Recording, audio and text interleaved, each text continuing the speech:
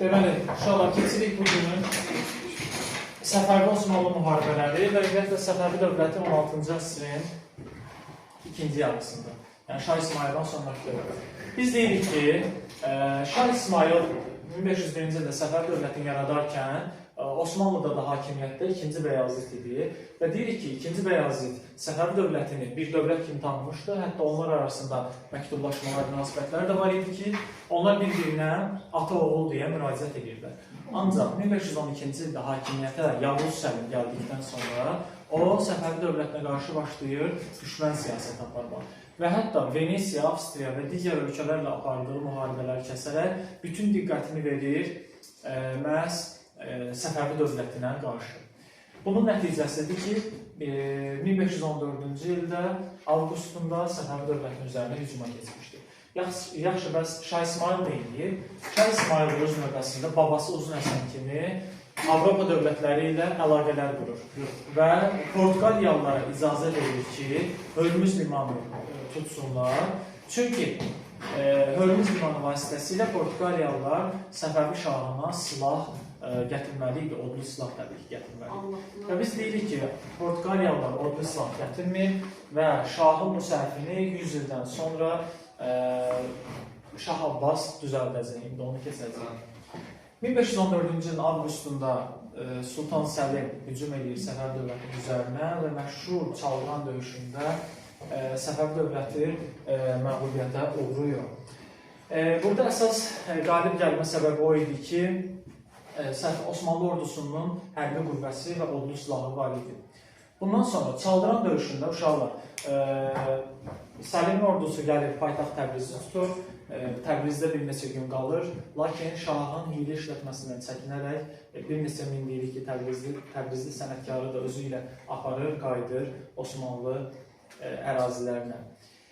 Səfəvi Osmanlı müharibəsinin birinci mərhələsi başlayır, hansı döyüşlə? Çaldıran döyüşü ilə başlayır. Şah İsmail bundan sonra heç bir vaxt Osmanlı ilə müharibəyə girmir. Çünki yaxın silahdaşları hər biri Çaldıran döyüşündə öldürülmüşdü və o mənəvi olaraq sarsılmışdı Şah İsmail. 24-76-cı illərdə hakimiyyətdə olub birinci Təhmasib, Şahın oğlu. Lakin biz deyirik ki, uşaqlar o hakimiyyətə gələrkən cəmi 10 yaşlar idi və hakimiyyət iri əmirlərin əlində idi. Lakin bir yaşa dolduqca dövləti özü idarə etməyə başlayır. Təhmasib aid olanları qısa şəkildə deyək ki, dövlətin varlığını qoruyub saxlaya bilir, Osmanlılara qarşı layiqli mübarizə aparır və 1538-ci ildə sonuncu Şirvanşah Şahrux Təbrizə gətirilərək edam edilir. Bununla da Şirvanşahlar dövlətinə son qoyulur və Şirvan ərazisində Şirvan bəylərbəyliyi yaradılır. Mərkəzi Şamaxı olmalı. Və ora ilk bəylərbəy kim təyin edilir? Təhmasibin qardaşı Əlqas Mirzə təyin edilir. 1551-ci ildə isə Şəki hakimliyi var idi Azərbaycan şimalında. Şəki hakimliyinə son qoyur. Beləliklə, Şəki hakimliyinə son qoyur. Uşaqlar, bu testləri çox düşür. 1551 Şəki hakimliyinə son qoyulmaqla nə baş verir? Azərbaycan əraziləri vahid halda Səfəvinin tərkibinə. Başa düşdünüz? 1551-ci ildə deməli, Şəki hakimliyinə son qoymaqla Azərbaycan əraziləri vahid halda Səfəvi dövlətinin tərkibinə qatılmışdır. Şah Təhmasibin dövrü, birinci Təhmasib. İndi, Səlimdən sonra hakimiyyətə gəlmişdi Osmanlıda Yavuz, daha doğrusu Səlimdən sonra Süleyman gəlmişdi. Süleyman dövrünü keçmişdən möhtəşəm 100 il dövrü. Və Sultan Süleymanın əsas məqsədi Azərbaycan ərazilərini işğal etmək idi. Bunun əsas səbəbi o idi ki, Səfəvi dövlətinin ərazisindən keçən ticarət yollarını ələ almaq istəyirdi. Birincisi, digər tərəfdən Səfəvi dövləti ticarət yollarının üzərində yerləşdiyi üçün Osmanlıya çox mane olurdu. Və Sultan Süleymanın ümumilikdə 4 dənə yürüyüşü olur Azərbaycana. 34, 35, 48 və 54-cü il yürüyüşləri. İlk yürüyüş 34-cü ildə olmuşdu. Bu yürüyüşdə Süleyman istifadə edir Təhmasibin Xorasanda özbəklərlə vuruşmasından. Ora özbəklər qiyam qaldırmışdı, Təhmasib də getmişdi ora. Sultan Süleyman da ordunu götürür, çapa-çapa 4 nala gəlir 34-cü ildə Səfəvi dövlətinin üzərinə. və Təbriz şəhəri tutulur Süleyman tərəfindən. Ancaq bu 4 yürüşün hər biri üçün xarakterik cəhət nədir? Təhmasibin yandırılmış torpaq taktikası. Yandırılmış torpaq taktikası nədir?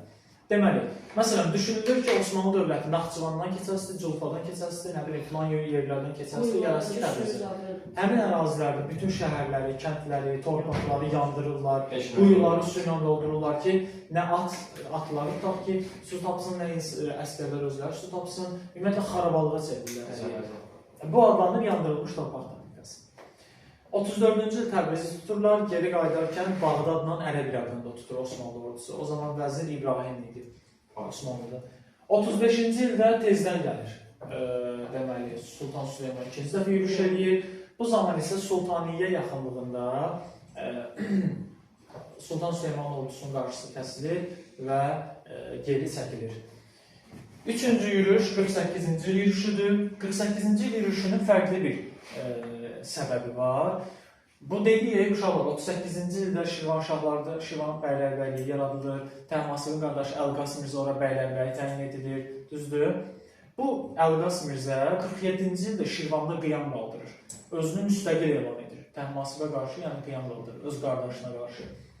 Təhmasib ordu göndərən kimdə qaçır gedir Sultan Süleymanın yanına. 47-ci ildə də Süleymanı razı salır ki, gəl gedək Səfəvi dövlətini, yəni qardaşımı məğlub eləyək və taxta mən oturum, mən də sənə xidmət edəcəm.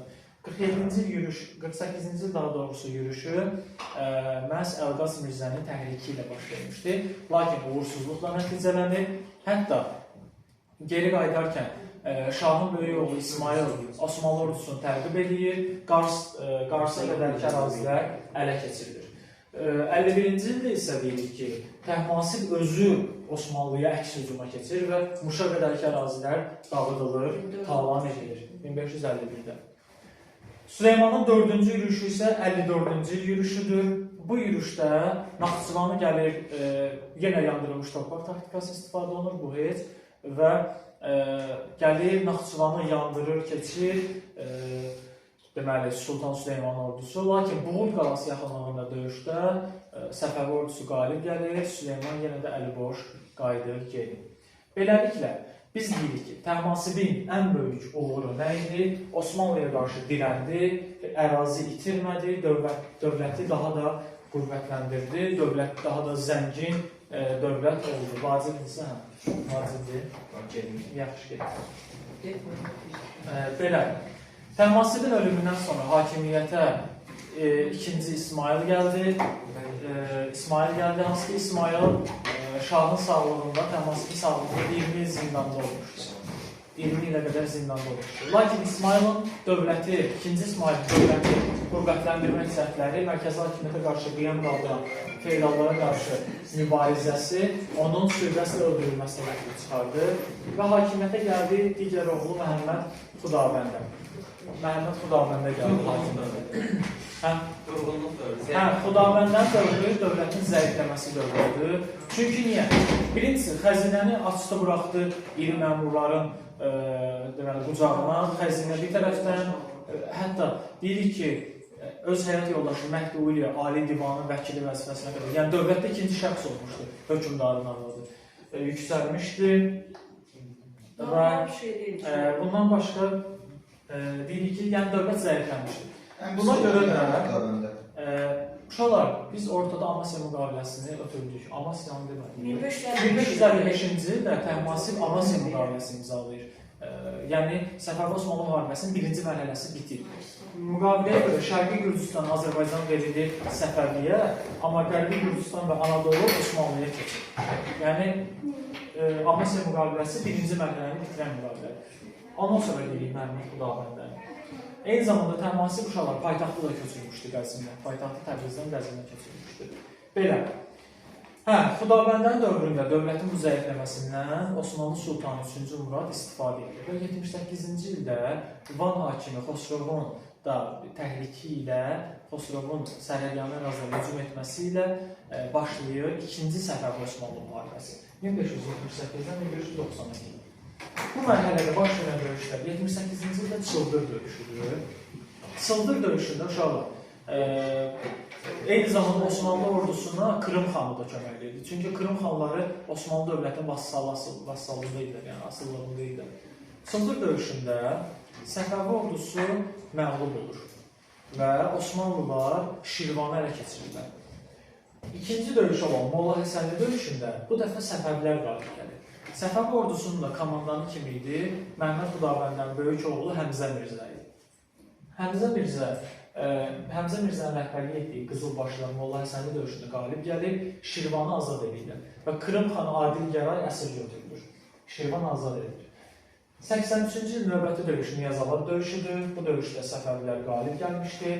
Lakin 85-ci ildəki Sufiyan döyüşündə Osmanlı ordusu Təbrizi tutur, Təbriz işğal edilir və Təbrizdəki məşhur Qeysəriyyə bazarı yandırılır.